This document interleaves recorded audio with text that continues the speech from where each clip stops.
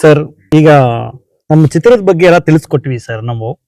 ನಮಗೆ ಈಗ ಸಮಸ್ಯೆ ಅಂತ ಇರೋದು ಅಂದ್ರೆ ಸರ್, ಯಾವುದೇ ಚಿತ್ರ ರಿಲೀಸ್ ಆಗ್ಲಿ ಸರ್, ಯಾವುದೇ ದೊಡ್ಡ ಚಿತ್ರ ಬರ್ಲಿ, ಸಣ್ಣ ಚಿತ್ರ ಬರ್ಲಿ, 1-2 ದಿನಕ್ಕೇನೆ ಆ ಚಿತ್ರವನ್ನ ಕದ್ದು ಎಲ್ಲ ಮೊಬೈಲ್ಗಳಲ್ಲಿ ಬಿಡೋದು, ಈ ತರಹದ ಸಮಸ್ಯೆಗಳನ್ನ ಎಲ್ಲರೂ ಫೇಸ್ ಮಾಡ್ತಾ ಇದಾರೆ.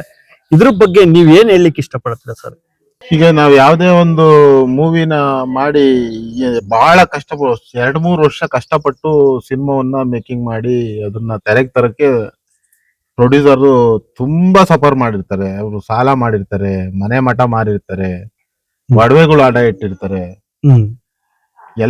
ಇಷ್ಟೆಲ್ಲ ಮಾಡಿ ಸಿನಿಮಾ ತಾಂಬಂದ್ ಜನಗಳ ಮುಂದ್ ಬಿಟ್ಟಾಗ ಯಾವನೋ ಒಬ್ಬ ಕೆಲ್ಸಕ್ ಬಾರ್ದವನು ಈ ನಮ್ಮ ಸಿನಿಮಾವನ್ನ ಮೊಬೈಲ್ಗಳಲ್ಲಿ ಶೂಟ್ ಮಾಡ್ಕೊಳೋದು, ಕ್ಯಾಮ್ರಾಗಳು ತಾಂಡೋಗಿ ಇಟ್ಕೊಂಡು ಶೂಟ್ ಮಾಡೋದು, ಎಲ್ಲೋ ಯಾವನೋ ಒಪ್ಕೊತಿರ್ತಾನೆ ಅವನಿಗೆ ಕಳ್ಸೋದು, ಅವನ ಕಡೆಯಿಂದ ಅಪ್ಲೋಡ್ ಮಾಡೋದು, ಇದೆಲ್ಲದು ಪೈರಸಿ ಮಾಡ್ತಿರ್ತಕ್ಕಂತ ಎಲ್ಲಾ ಟೀಮು ಈಗ ಕನ್ನಡ ಇಂಡಸ್ಟ್ರಿ ಗೊತ್ತಾಗ್ಬಿಟ್ಟಿದೆ. ಕನ್ನಡ ಇಂಡಸ್ಟ್ರಿ ಅವರು ಈಗ ಇಡೀ ದೇಶದಾದ್ಯಂತ ಈ ವಿಚಾರವನ್ನ ಸನ್ಮಾನ್ಯ ನರೇಂದ್ರ ಮೋದಿ ಅವರ ಮುಖಾಂತರ ಈ ಏನ್ ಅಪ್ಲಿಕೇಶನ್ಗಳಿದಾವ ಅವಷ್ಟನ್ನು ಡಿಲೀಟ್ ಮಾಡಿಸುವಂತ ಕೆಲಸವನ್ನ ಈಗ ನಮ್ಮ ಜಗ್ಗೇಶ್ ಅಣ್ಣನವರು, ನಮ್ಮ ಹಿರಿಯ ಕಲಾವಿದರು, ಹಾಗೆ ಈ ಸಿನಿಮಾ ರಂಗದಲ್ಲಿ ಎಲ್ಲಾ ಕಲಾವಿದರು ಇದಕ್ಕೆ ಸಪೋರ್ಟ್ ಮಾಡಿ ಈ ಒಂದು ಪೈರಸಿ ತಡೆಯಕ್ಕೆ ತುಂಬಾ ಸಫರ್ ಮಾಡ್ತಾ ಇದ್ದಾರೆ. ಈಗೇನು ಈಗ ಸಿಗ್ತಾ ಇದಾರೆ ದಿನೇ ದಿನೇ ದಿನೇ ದಿನೇ ದಿನೇ ದಿನೇ ದಿನೇ ಒಂದ್ 500-600 ಜನ ಇದಾರೆ. 500-600 ಜನನು ಹಿಡಿದಲೇ ಬಿಡೋದಿಲ್ಲ ಅವರು. ನಾವು ಅವ್ರಿಗೆ ಕಿವಿ ಮಾತು ಹೇಳೋದೇನ್ ಗೊತ್ತಾ, ನೀವು ಸಣ್ಣದಾಗ ಒಂದು ಪೈರಸಿ ಮಾಡಿ ನೀವು ಮೊಬೈಲ್ಗೆ ಅಪ್ಲೋಡ್ ಮಾಡ್ತೀರಾ. ಮೊಬೈಲ್ಗೆ ಅಪ್ಲೋಡ್ ಮಾಡಿದಾಗ ಏನಾಗುತ್ತೆ, ಮೊಬೈಲಿಗೆ ಸಿನಿಮಾ ಬಂದಾಗ ಜನ ಸಿನಿಮಾ ನೋಡ್ಲಿಕ್ಕೆ ಟ್ಯಾಕಿಸ್ಗಳ ಕಡೆ ತಿರುಗಲ್ಲ.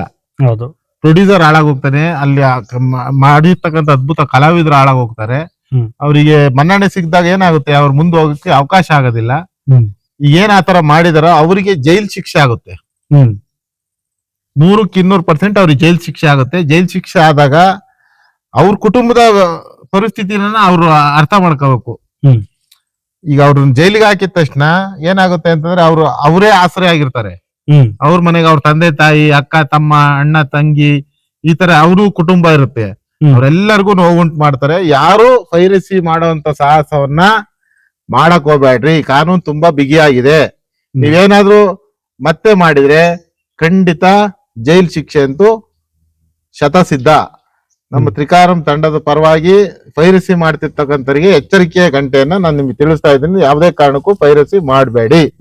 ನಾನು ಕೂಡ ನಮ್ಮ ಸಿನಿಮಾಗೆ ಹೈಕೋರ್ಟ್ ಇಂದ ಯಾವುದೇ ಅಪ್ಲಿಕೇಶನ್ ನಮ್ಮ ಸಿನಿಮಾದ ಅಪ್ಡೇಟ್ ಅನ್ನ ಹಾಕಿದ್ರೆ ಅವ್ರಿಗೆ ಕಾನೂನು ರೀತಿ ಅವರು ಆನ್ಸರ್ ಮಾಡ್ಬೇಕಾಗತ್ತೆ. ಅದಕ್ಕೆ ಬರ್ಸುವಂತ ದಂಡವನ್ನ ಅವರು ಕಟ್ಕೊಡ್ಬೇಕಾಗತ್ತೆ.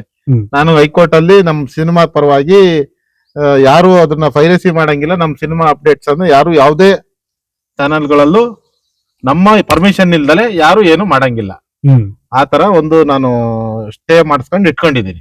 ಸಿನಿಮಾ ಬಗ್ಗೆ ಯಾರೇ ಮಾಡಿದ್ರು ಅವ್ರು ಜೈಲಿಗೆ ಹೋದಂತ ಕಾಯಂ. ನೋಡಿ ಸ್ನೇಹಿತರೆ, ಗಣೇಶ್ ಮೂರ್ತಿ ಸರ್ ಅವರು ಹೇಳಿದ್ದಾರೆ, ಎಲ್ಲ ಹಿರಿಯ ಕಲಾವಿದರು ಎಲ್ಲರೂ ಕೂಡ ಇದಕ್ಕೋಸ್ಕರ ಶ್ರಮಿಸ್ತಾ ಇದೀವಿ.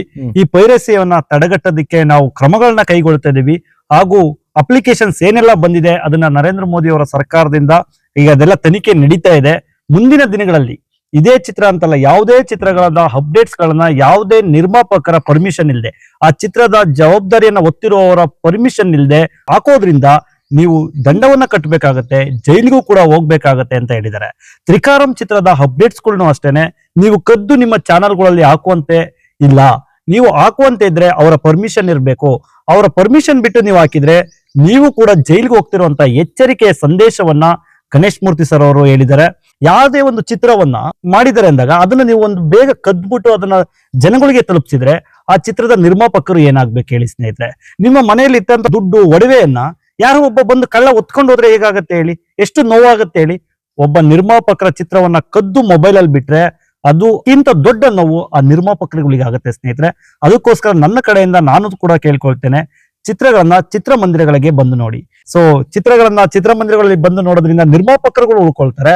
ಆ ನಿರ್ಮಾಪಕರುಗಳು ಉಳಿದ್ರೆ ಇನ್ನೂ ಹೆಚ್ಚೆಚ್ಚು ಚಿತ್ರಗಳನ್ನ ಅವರು ನಮಗೋಸ್ಕರ ಕೊಡ್ತಾರೆ ಅಂತ ನಾನು ಕೂಡ ಹೇಳ್ತೇನೆ. ಸರ್, ಈ ಪೈರಸಿ ಬಗ್ಗೆ ನೀವು ಹೇಳಿದ್ದಕ್ಕೆ ತುಂಬಾ ಧನ್ಯವಾದಗಳು ಸರ್. Thank you.